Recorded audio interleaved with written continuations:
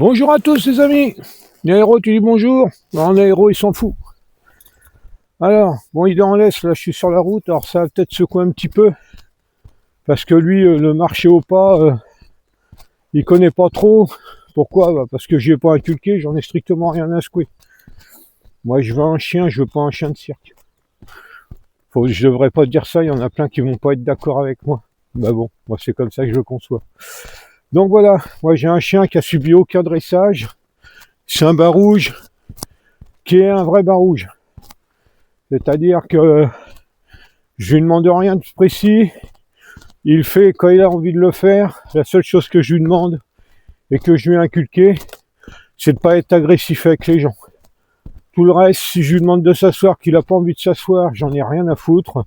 Si je lui demande de marcher au pas, qu'il n'a pas envie, j'en ai rien à foutre. Je lui demande simplement de revenir quand je le rappelle et de pas être agressif avec les gens. C'est tout ce que j'ai demandé. Le reste, il fait sa vie de barouge, avec son caractère de barouge. Et pour l'instant, il a plus de 9 ans maintenant, et ça se passe très bien. Et on n'est pas dans un rapport de maître chien, on est dans un rapport de respect mutuel. Et j'aime bien cette idée-là, d'avoir un animal qui n'est pas transformé par une envie de supériorité ou de donner des ordres ou d'en faire des chiens de cirque comme l'on voit souvent. Alors ça c'est pareil, c'est une opinion qui n'est pas partagée par beaucoup, mais c'est la mienne.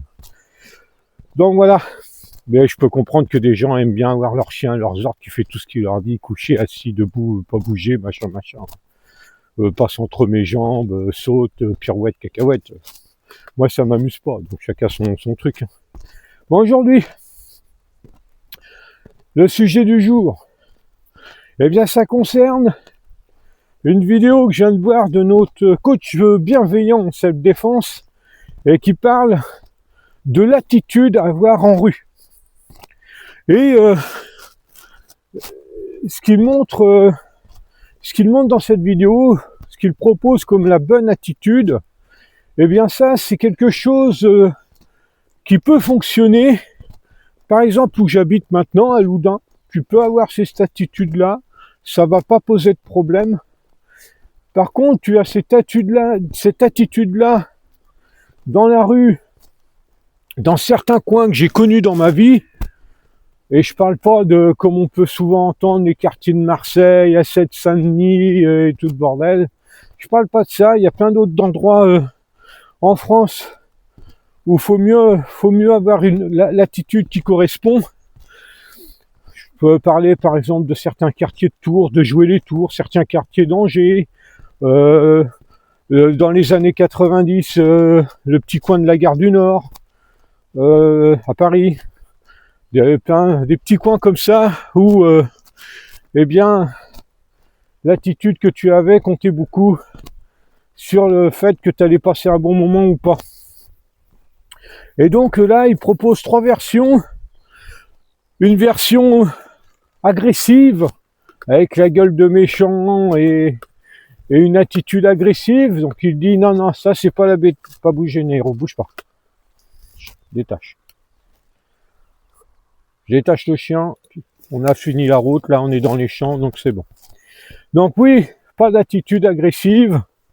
Bon bah ça oui, ça me paraît évident de ne pas avoir d'attitude agressive. Pas d'attitude de soumis.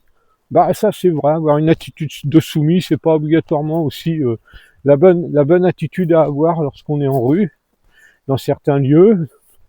Et puis donc il propose une autre façon d'être, c'est-à-dire une façon où on est un petit peu sûr de soi, où on regarde partout dans son environnement.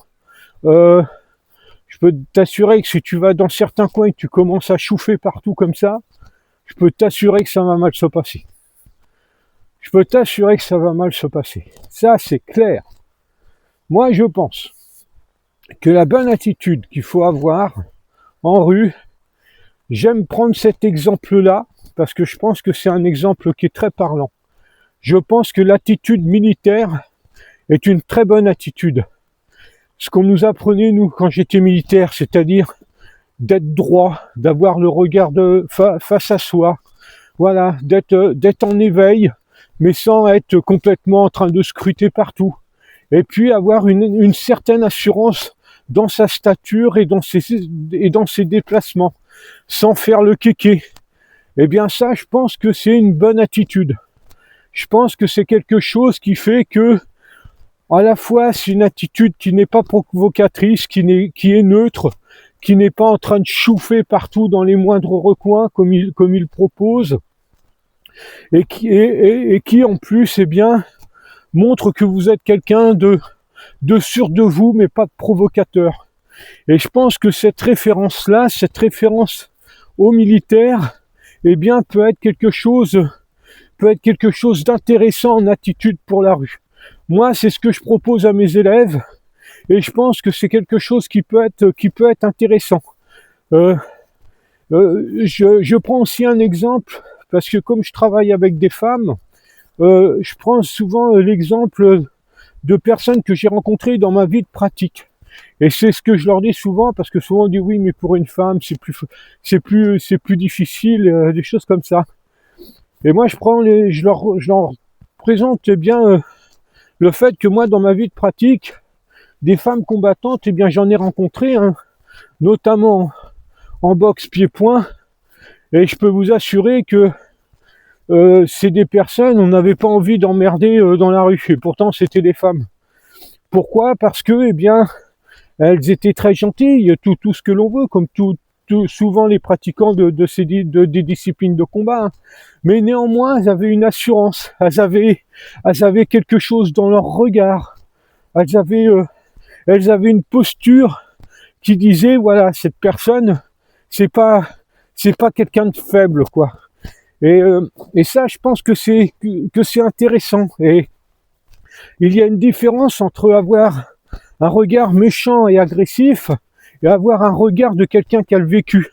Je pense que c'est deux regards qui sont différents. Il y en a qui font les gros durs, ça se voit dans leurs yeux que c'est qui font les gros durs, mais qu'en fait derrière il n'y a rien. Et ça, le regard, ça parle beaucoup aussi lorsque l'on connaît un petit peu. On sait, on reconnaît les gens qui ont un regard forcé, qui se la joue un peu. Tiens, d'ailleurs, j'en ai croisé un comme ça qui se l'a pété vendredi au boulot, un agent de sécurité. Bon, bah, l'agent de sécurité, c'est un métier que je respecte beaucoup. Ça, c'est pas un problème pour moi. Mais l'agent de sécurité, il se l'a joué au gros balèze, au gros dur. Bon, eh bien ça, moi, je le vois tout de suite. Je le vois tout de suite que le mec, il surjoue. Il essaye d'impressionner.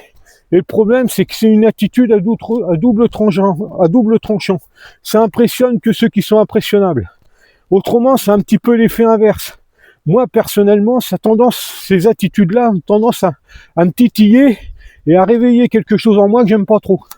Voyez?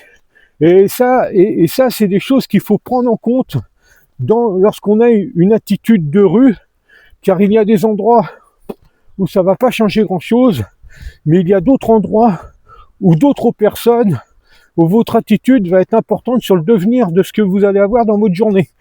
Donc, je pense que c'est quelque chose qu'il faut absolument prendre en compte, son attitude en rue, et surtout pas avoir une attitude de quelqu'un de sûr de soi et en train de chouffer partout ce qui se passe, parce que là, ça peut être, dans certains endroits, ça peut être très, très contre-productif. Donc voilà les amis, dites ce que vous en pensez, et je vous dis à bientôt. Allez, bye!